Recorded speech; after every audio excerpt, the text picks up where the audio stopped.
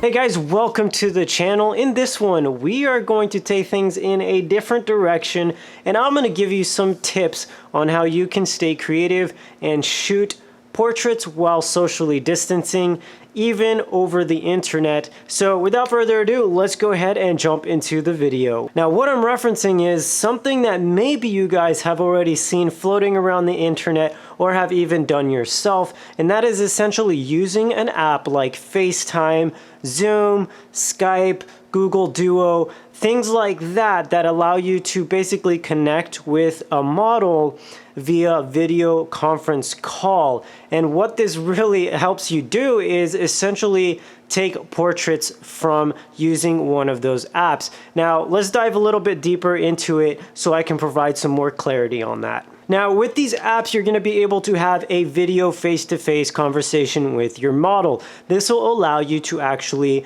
direct them, which honestly I think is a very, very good way for you to practice directing a model if that is something that is not really your strong suit. This really helps you learn how to communicate exactly the pose that you want them to be in for that photo. Now, the way that I did it personally was I actually screenshot the pose on my phone itself, and I used that as the image. I have seen other people get even more creative with that and actually snap a photo using their legit mirrorless or DSLR camera with the phone placed somewhere on almost like a flat lay. So in my shoot with my friend Luana, what we actually did is she had a tripod and a stand for her phone, and as basically I was directing her through FaceTime, she was kind of like moving the camera or posing. You know, I was directing absolutely everything from the camera angles,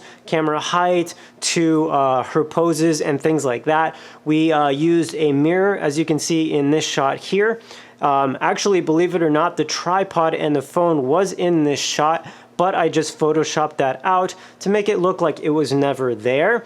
And then we also had another prop, which was just a chair in this big open area that she was in. So I tried to utilize that, where as you can see here, I kind of had her lean over the chair and just get a different look with the hair dangling down. So this is one of those areas that, like I said, it really does help you kind of get out of your comfort zone, because it is completely different than anything, at least for me personally, that I've done before. Usually it's one-on-one or at least in person with that particular model. So I have a lot more range and full control over camera angles and camera settings like that. But that goes without saying, it's still very doable and you are still able to get some really, really great results. So now that you understand what I'm talking about and have actually seen some of my images while using this technique, let's talk about a few tips to make sure you can maximize the quality that you get from these FaceTime or video conferencing photo shoots. Now, the first one goes without saying, make sure that you both have a very solid internet connection. This will make sure that the image that you see on your phone and that you screenshot is going to be of the highest quality. Also, as I mentioned before, there are a few apps that you could use like Skype, Google Duo, Zoom, and FaceTime. I'm sure there's others that I don't know as well.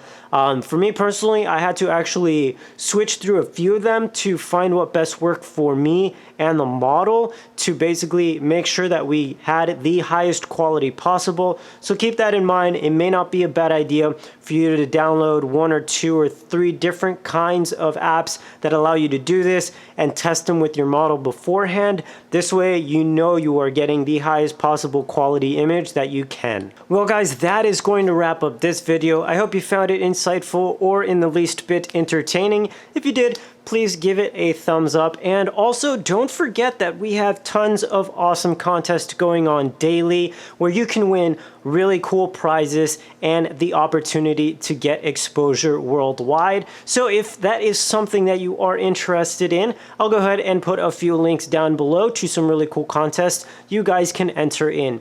Now, with that said, thanks for watching, and I will see you all in the next one. Hey everyone, Smitty here.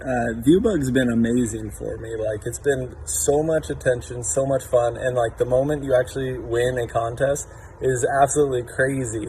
I won a 51.8 for my Nikon, and I mean, just from entering for free. And it's like the moment you win out of tens of thousands of entries, like you're like, how, like it feels so good. It's amazing. Anyways, thanks ViewBug.